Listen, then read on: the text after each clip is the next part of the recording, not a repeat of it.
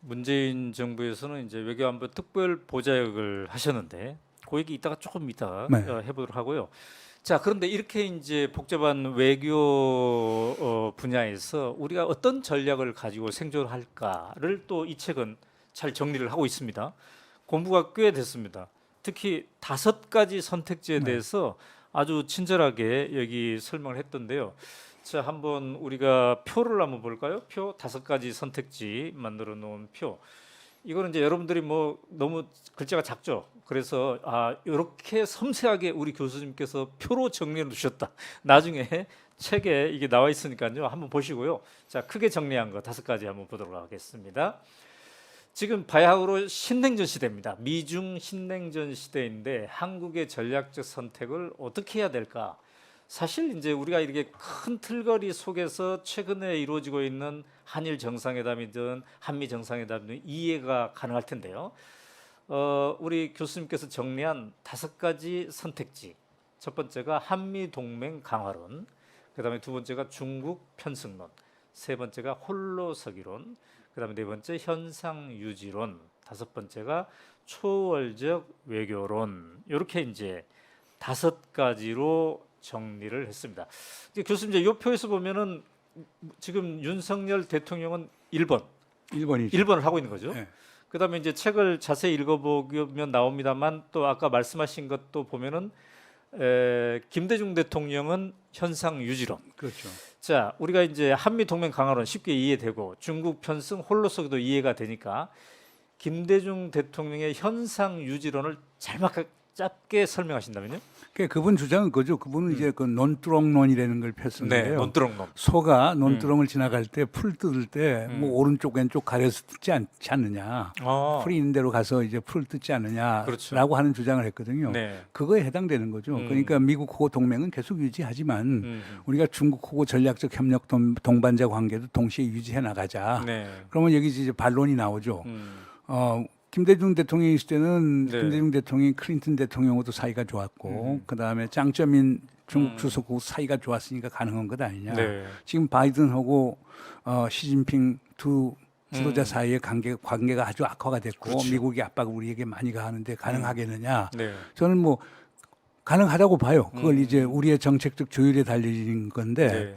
그러니까 전부는 아니래도 아까 말한 4가지 지정학, 직영학, 기술민족주의, 그다음에 가치 이념 요 안에서 우리가 그 사이에 얼마든지 조율할 수 있는 공간이 있지 않느냐. 네. 근데 그걸 하려고 하면은 혼자 힘만 갖고는 안 되고 거기 틀을 바꾸는 외교를 해야 된다는 거죠. 그게 초월적 외교라는 거예요. 그렇습니다. 그러니까 미국 네. 지금 이제 얘기하시죠. 말씀하신 거는 김대중 정부에서 현상 유지론, 즉 한미 동맹을 그대로 유지한 채 중국하고도 경제적 협력 이런 것들을 잘 하는, 그게 현상 유지가 가능했던 것은 시대가 그런 것도 있었고 김대중이라는 인물 때문에 그런 것도 있었는데 이제 그런 인물도 없고 시대도 지금 이제 미중 간의 패권 경쟁이 본격화되는 그런 시대라는 거죠.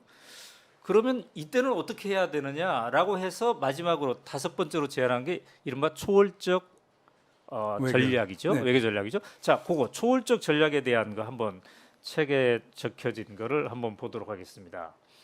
사실 이 초월적 전략이라는 게 우리 문정인 교수님이 만들어낸 단어인가요? 이거 저 서양 미국 학자가 미국 학자가 만든 사용했었죠. 거를 예. 이제 활용하신 건데 네. 이게 이제 어려울 수도 있고 추상적일 수도 있으니까 우리가 한번 화면에 정리를 해봤습니다. 초월적 전략은 미중 진영 외교의 틀을 벗어나서 다자 협력과 지역 통합의 새로운 질서를 만들고 그 질서 속에서 미국과 중국이 신냉전 충돌로 가는 것을 막고 새로운 외교 공간을 만드는 적극적이고 미래지향적인 전략이다. 이렇게만 되면 얼마나 좋겠습니까? 근데 이게 진짜 고차방정식이네요. 근데 뭐 그건 생각하기 나름이죠. 쉬운 네. 일은 아닌데요. 네. 근데 문제는 지금 오늘날 세계를 보면은 한국과 같이 샌드위치 상황이 돼 있는 국가들이 많습니다. 일본도 그렇고, 네. 호주도 그렇고, 카나다도 그렇고, 프랑스도 그렇고, 네. 독일도 그렇고, 뭐 네덜란드도 그렇고. 이런 국가들이 저 한편에서는 다 미국하고 동맹이거든요. 네. 다른 한편에서는 중국이 제일 큰 무역 파트너예요. 네. 다 이것 때문에 고민을 하는 거거든요. 그렇다라고 보면 이들 국가가 할 수 있는 건 뭐냐? 그러면 미국하고 동맹이니까 미국의 신뢰가 있으니까 네. 뭐 중국 편에 설 거라고 생각하지는 않을 거거든요. 네. 이런 국가들이 한번 모여갖고 샌드위치 국가들 한번 모여갖고 야, 이 미중이 싸우면은 네. 다 같이 손해를 보는 루즈 소위 네거티브 썸 게임 결과가 나오는데 네. 야, 우리가 이건 막자. 그렇게 해서 이들 국가들 지도자들이 네. 시진핑 찾아가서도 얘기를 하고 뭐 미국 대통령 찾아가서도 얘기를 하고 네. 그러면서 결국 살 수 있는 길은 단 하나 이거밖에 없어요. 다자주의로 질서로 가는 거예요. 그러니까 무역 분쟁이 생기는 거 그건 기본적으로 WTO 세계 네. 무역기구 체제로 환원해서 다자주의를 강화하고 그다음에 기술 민족주의 충돌 생기는 것 새로운 테크놀로지 라운드 같은 걸 만들어서 네. 기술 과학기술과 관련된 질서를 만들어서 서로 이 배타주의적 기술 민족주의를 못하도록 만들면 되는 거거든요. 네. 네. 그다음에 안보만 하더라도 그러니까 서로 동맹 중심에 네. 그러니까 지금 미국이 대중 포위 봉쇄 전략을 하는데 네. 야 이러지 말고 동맹을 넘어서 다자 안보 협력 체제를 만들어 갖고 유엔 헌장에 기초해 갖고 네. 공존하는 체제를 만들자 나갈 수 있는 거거든요. 그 제일 어려운 건 가치와 이념의 문제일 거예요. 네. 그러니까 가치와 이념의 문제도 이것을 외교 광고에 최전선에 넣지 말자. 그리고 서로 신뢰가 있으면 얼마든지 이것을 조용한 외교를 통해서도 개진할 수 있는 것 아니냐.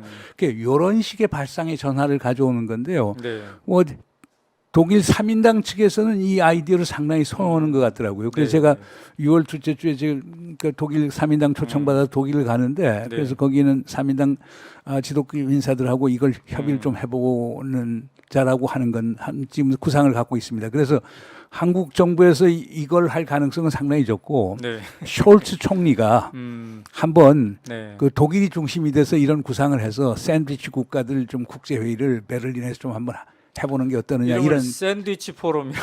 그렇죠. 샌드위치 국가 포럼이죠. 네. 그런데 이미 그게 저 마크롱 음. 그 대통령이 지난 4월에 중국을 가지 않았어요. 그때 네. 가서 얘기하는 게 유럽은 유럽 자체의 전략적 자율성이 필요하다. 네. 우리가 미국에 그냥 따라갈 수는 없지 않느냐. 우리 중국하고 할 건 하겠다. 네.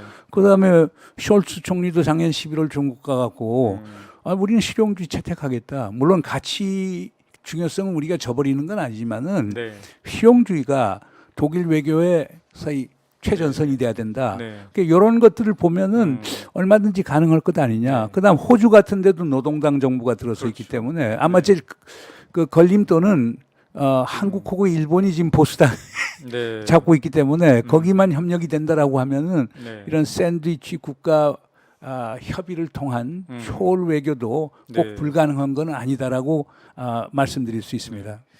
그런데 지난 1년간의 윤석열 정부가 한 거를 보면 이 노선을 선택하기는 진짜 힘들겠네요. 그게 이제 문제가 이제 음. 문재인 지우기에 너무 열중하지 않았어요. 왜 그러니까 그렇게- 남북한 관계도 그렇고 네, 네, 네. 그렇잖아요. 지금 전 참 현 정부에 대해서 안타까운 게 그러니까 북한 핵 위협, 미사일 위협이 있다. 네. 그러면 지금 현 정부가 하는 뭐 억제 전략이라든가 강압 전략 네. 이걸 우리가 피할 수는 없겠죠. 그러나 그 못지않게 중요한 거는 네. 우선 예방 외교가 필요한 거거든요. 그러니까 소위 충돌하는 상황이 일어나는 것을 막는 예방 외교가 필요하고 그렇죠. 그보다 더 중요한 건 지금 한반도 상당히 위태롭잖아요. 네, 네, 네. 위기를 안정적으로 관리할 수 있는 위기 안정성 전략이 있어야 되는데 이 두 가지가 없는 거예요. 예방 외교도 없고 네. 위기 안정성 전략도 없고 그러니까 강대강으로 가는 억제와 강압만 있는 거예요. 네. 이러니까 국민이 전부 다 지금 불안해하는 거거든요.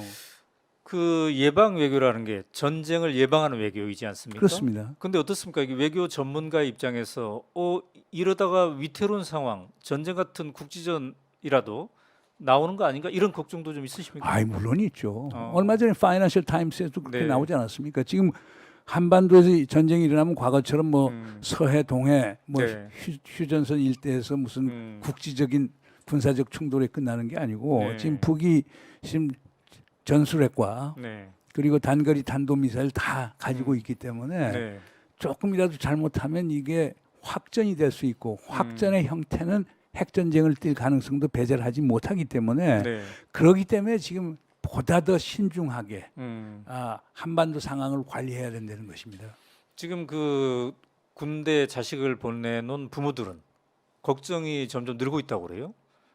그런데 이제 전문가도 이 상당히 걱정이 더 많이 들겠네요. 아, 그렇죠. 그러니까 지금 우크라이나 전쟁이 일어나고 있고, 네, 네. 그다음 이제 타이완에서 전쟁이 일어날지 모른다라고 하는데 네. 오히려 타이완보다도 한반도의 상황이 더 악화가 될 수 있는 것 아닌가 이런 느낌이 들어요. 이유는 간단한 게 네. 우리 뭐 대통령께서도 말씀을 하셨습니다마는 지금 남북한 간에 지금 직통 전화가 전부 다 지금 차단된 상태 아니에요. 북에서 전화를 받질 않아요. 한 5가지 정도의 그 직통 핫라인이 있는데 네, 네. 북에서 지금 받지 않고 있단 말이에요. 그다음에 미북 간의 이제 소통 채널도 지금 완전히 차단된 상태고, 네, 네. 그리고 과거에 한국과 미국이 대북 그 소통 채널이 차단이 됐을 때는 중국이 그 역할을 했는데 지금처럼 한중 관계, 미중 관계를 보면 중국이 나서서 해줄 이유도 없고, 네. 이러한 전반적인 외부 환경이 우리의 지금 불안을 더 고조시키는 거라고 저는 생각이 됩니다.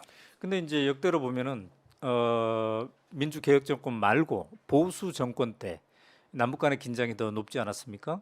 이명박 박근혜 정부. 근데 이명박 박근혜 정부와 대비해서도 윤석열 정부에서 조성되는 이 남북의 불안이 전쟁의 가능성으로 발전될 그 가능성이 훨씬 더 높다고 보십니까? 물론 이제 2010년 같은 경우에 천안함 사건이 있었고 네. 연평도 사건이 있었기 때문에 네. 그때가 더 고조된 거라고 하는 건 사실이지만은 네. 그러나 지금은 전반적인 구조적 변수나 남북한 간의 상호작용을 봤을 때 네. 그 군사 긴장이 언제 다시 가시적인 군사적 충돌로 변화할 가능성을 배제하기가 어렵다는 점에서 상당히 우려가 됩니다. 그렇군요. 이제 아까 말씀하신 거는 이러한 그 대북 강경 정책 이것이 문재인 지우기 전략하고도 연관이 돼 있다 이렇게 말씀하셨는데 이 정부는 문재인 정부에서 추구했던 평화는 가짜 평화다 이걸 강조하고 있어요. 그렇게 뭐 남북 정상회담 해봤자 북한은 계속 핵 개발하고 있고 변화된 게 하나도 없지 않느냐. 가짜 평화였다 이렇게 얘기하는데 여기에 대해서는 어떻게 보십니까? 동의하기 어렵죠. 지금 윤석열 정부가 하는 게 가짜 평화죠. 힘에 의한 평화는 평화가 네. 아니에요. 그건 안보지. 그리고 힘에 의한 평화라고 하는 것은 음. 그 유명한 로마 전략가 네. 베게티우스라고 하는 사람이 얘기한 네. 소위 평화를 원하면 전쟁을 준비하라고 하는 데서 나오는 거거든요. 네, 네, 그리고 네. 그걸 이제 또 1980년대 로널드 레건이 음. 당시 소련을 이제 대할 때 나온 게 힘에 의한 평화를 얘기하는데 네. 힘에 의한 평화라는 게 기본이 뭡니까? 자, 북한에 대해서 강압적인 압박을 가한다. 그럼 북한이 황복해서 대화에 나오든지 네. 아니면 북한이 내부적 붕괴를 과정을 겪든지 이 둘 중에 하나라는 거거든요. 네. 네. 근데 힘에 의한 평화라고 하는 건 기본적으로 한반도에서 군비 경쟁을 촉발시키고 전쟁의 가능성을 더 높게 만들면서 네.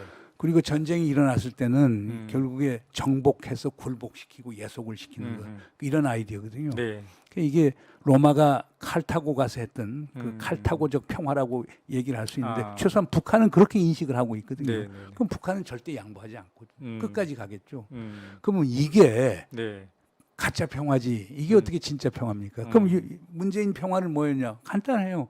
우선 남북한 간에 긴장을 완화하고 신뢰를 구축하고 네. 지금 아직도 전쟁 상태니까 이것을 네.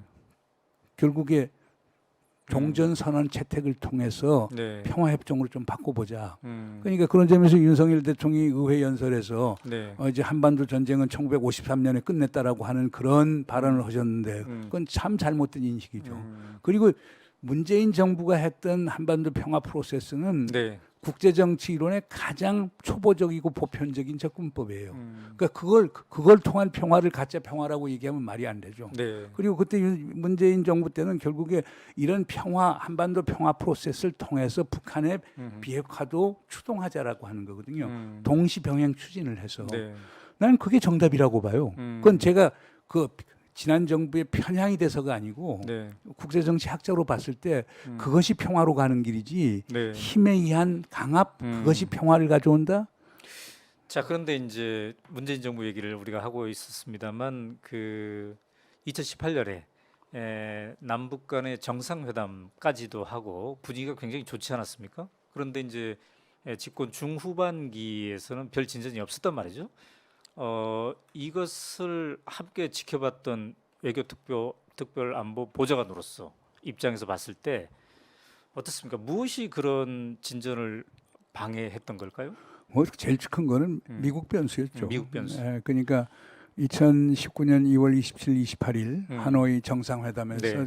저는 트럼프 대통령이 전 딜을 만들 수 있었다고 봅니다. 그러니까 근데 결국에 북한이 영변 카드를 갖고 나와서 제시를 했는데 트럼프 대통령이 네. 아주 빅딜을 요구했죠. 그러니까 부분적 제재 완화 우린 관심이 없고 네. 북한이 음. 결국 모든 음. 핵무기와 미사일, 화생 무기를 선제적으로 해체를 하면은 북한 경제 밝은 미래를 보장하겠다는 이런 제안을 했거든요. 네. 그러면 그때 김정은 위원장이 제시한 거는 영변 핵시설 완전히 영구적으로 폐기할 터이니 네. 그 2016년 이후 5개의 유엔 안보리 제재 결의안을 부분 완화시켜달라. 그것도 민생과 관련되고 민간 경제 네, 관련된 네. 걸 해달라고 얘기하는데 그걸 걷어찬 거죠. 음. 그러니까 김정은 위원장이 썸딜을 내놨는데 네.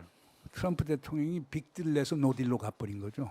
거기에는 존 볼튼이나 마이클 폼페오 같은 아주 니오콘적인 강경파들이 역할이 큰 걸로 봅니다. 그러니까 미국 국내 정치가 결국 망친 거죠. 두 번째는 북의 경직성도 좀 있어요. 김정은 위원장이 그때 트럼프 대통령하고 개인적인 친분도 쌓았기 때문에 조금 더 유연성 있게 협상을 해나가면서 부분적으로 들어줬어. 네. 트럼프 대통령이 하노이에서 워싱턴 돌아갔을 때 네. 명분을 살 수 있도록 하는 이런 협상력이 필요한 건데 그것도 좀 모자랐다고 보고. 세 번째는 네. 문재인 정부의 한계죠. 음. 사실상 2018년 9월 평양 선언에 네. 영변 항목, 동창리 항목을 집어넣은 거는 문재인 정부의 공헌이거든요. 네. 네. 그러면 그걸 음. 미국을 설득해서 음. 아무리 폼페오, 뭐 볼튼 같은 사람이 있더라도 미국을 설득해서 가능토록 했어야 되는데 네. 그걸 이제 딜리버리를 못한 것이고 다른 하나는 네. 북하고 약속한 거 네. 개성공단 뭐 완전 재개는 어렵지만 개성공단 입주 대표자들 시설 방문하는 거라든가 그러니까 금강산 개별 관광 같은 거는 좀 했어야 되지 않느냐. 네. 그러니까 문재인 정부의 제일 안타까운 점은 네. 2018년 이후 그렇게 새로운 반전을 가져왔는데 북하고 한 약속을 하나도 지킨 게 없어요. 단 한 건도. 그러니까 북이 입장에서도 상당히 남측에 대해서 네네. 소위 화가 날 만하죠. 문재인 대통령, 문재인 정부의 결기의 부족입니까? 아니면은 약소국, 즉 우리가 아까 말씀하시지 않았습니까? 한반도 관계, 남북 관계가 미국의 국내 정치에 포획되어 있는 그런 점을 지적하셨는데 그 미국 변수가 더 중요했습니까? 두 가지 다죠. 그러니까 이제 그 결기가 있었다면은. 아니 근데 이제 문재인 대통령의 이제 외교 정책을 하는데 가장 큰 자산이 신중성이에요. 네. 신중성이라고 하는 것은 위험을 최소화시키면서 그 안에서 네. 우리의 혜택을 극대화시키자라고 하는 전략이거든요. 네. 그러니까 리스크 테이킹이 아니고 디리스킹, 위험 분산 전략을 폈거든요. 네. 네. 그러니까 이제 우리 문재인 대통령 경우는 그냥 미국하고 등을 져서라도 남북 관계를 개선하겠다. 그러면 한미 관계가 흐트러지고 또 네. 미국이 북한에 대해서 또 아주 적대적 행위를 하고 이렇게 하면 한반도의 위험도 높아간다. 네. 그러려고 하면 미국하고 공조를 해야 되겠다. 네. 바로 이런 대통령의 인식이 결국에 큰 돌파구를 못 만들어낸 거죠. 그런데 그걸 탓할 수는 없어요. 대통령이 되면은 네. 누구도 네. 리스크 테이크가 되기 어려워요. 왜 5천만 국민 생명과 재산을 볼모로 해서 할 수는 없잖아요. 네. 그렇기 때문에 결국 디리스킹, 그 위험 분산을 전략할 수밖에 없는 거죠. 그럼 결국은 문재인 정부의 한계인가요? 그 대한민국의 한계, 대한민국의 한계이고 네. 한반도의 한계인가요? 한반도의 한계이고 대한민국의 한계이고 지도자의 한계죠. 근데 참 거기에서 지금 듣고 보니 슬프기도 하고 안타깝기도 하고. 그러나 이제 저는 주장하는 게 아까 네. 초월적 그래서 외교라고 초월적 한 외교를 주장하고 말씀하시는데. 그러니까 저는 그래서 그런 점에서 음, 지도자가 상상력이 있고 음, 결기가 있고 또 관료와 시민사회, 정치사회가 그걸 또 지지해주는 국민적 네. 합의가 있으면 네. 한번 해볼만 하지 않느냐. 근데 어떻게 보면 이 세 가지들이 다 없었지 않았느냐 하는 그런 느낌이 좀 드네요. 네.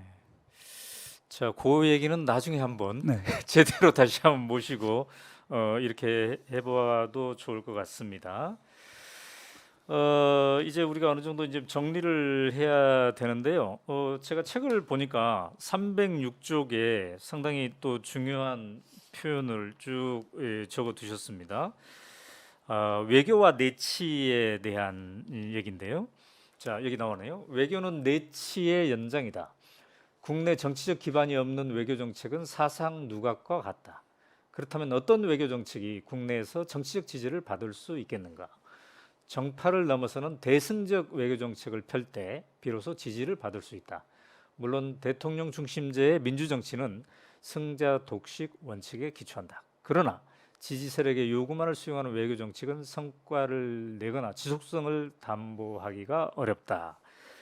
자, 그래서 어떤 외교 정책을 펼 때 국민들에 대한 설득, 국민들에 대한 지지 이런 것들이 이제 굉장히 중요하다는 건데요. 오늘 우리가 윤석열 대통령의 외교 1년을 되돌아보는 건데 그 국민들에 대한 설득력 준비 정도는 어땠다고 보십니까?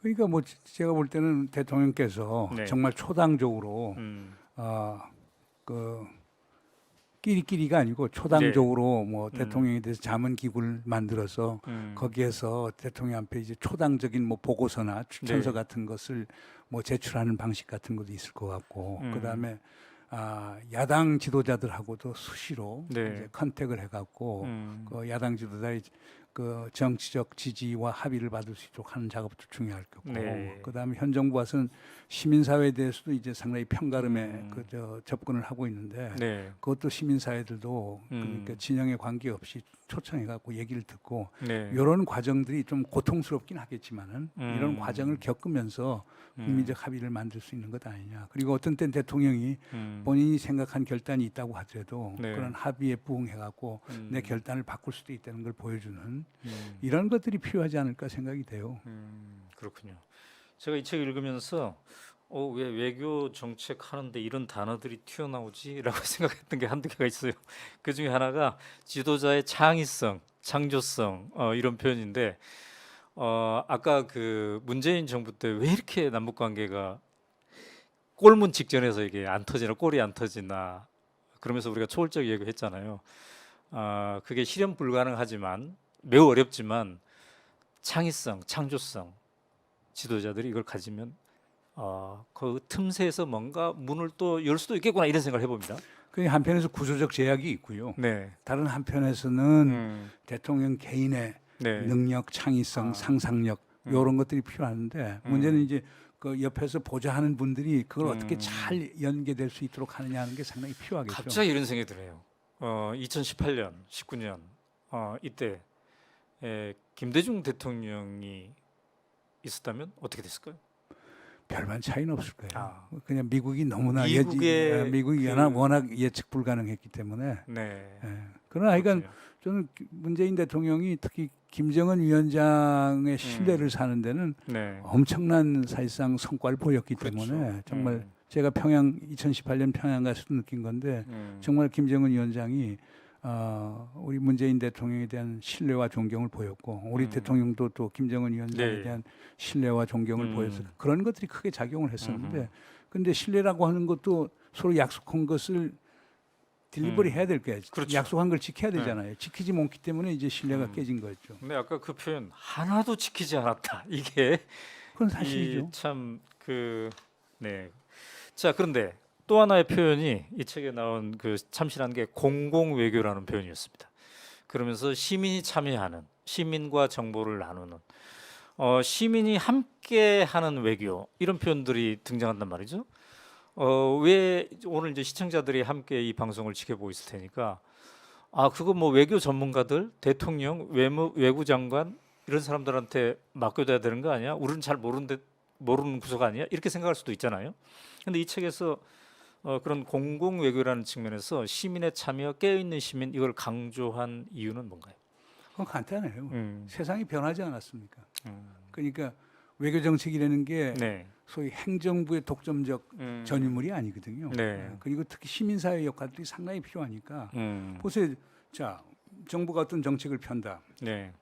정부 관리를 보내서 설득하는 것. 음. 그건 자연히 정부 입장을 취한다고 보겠죠. 네. 그러나 시민사회 같은데 사람들, 학자, 전문가들, 언론인들 해서 가서 뭐 진솔하게 얘기를 해달라고 그러면은 네. 그런 것들이 현지인 사람들에게 훨씬 더 먹힐 수가 있겠죠. 음. 그러니까 요즘에 외교라고 하는 것은 네. 저 관료 중심의 단선적 외교가 아니고 소위 총체적 외교죠. 네. 입체적 외교여야 되기 때문에 네. 이 시민사회 역할, 전문가의 역할이 상당히 중요하고 음. 그런 것들이 오히려 정부 당국자의 설득보다 더 효과를 볼 수가 있습니다. 그런 점에서 공공외교는 상당히 중요한 것이죠.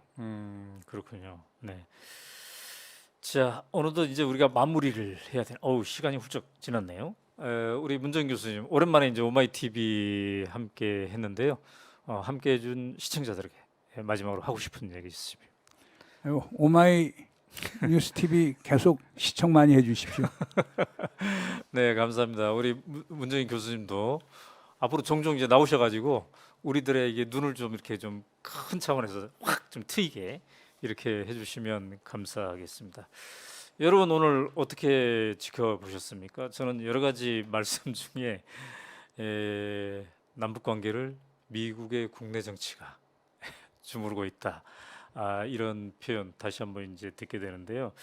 그럴 때일수록 우리 오늘 문정인 교수님이 마지막 결론에서 얘기한 초월적 외교에 대한 상상적인 시각 이게 중요한 것 같고요. 또 우리 깨어 있는 시민들이 함께 이 외교에도 관심을 갖고 감시하고 하는 것도 매우 중요한 것 같습니다. 자, 오연우가 묻다 오늘은 여기서 이제 마칠 텐데요. 녹화 방송이 일요일 날 밤 10시에 또 진행이 됩니다. 늘 관심 가져주신 오마이 TV 시청자 여러분 감사하고요. 네, 편안한 오후 보내시기 바랍니다. 감사합니다.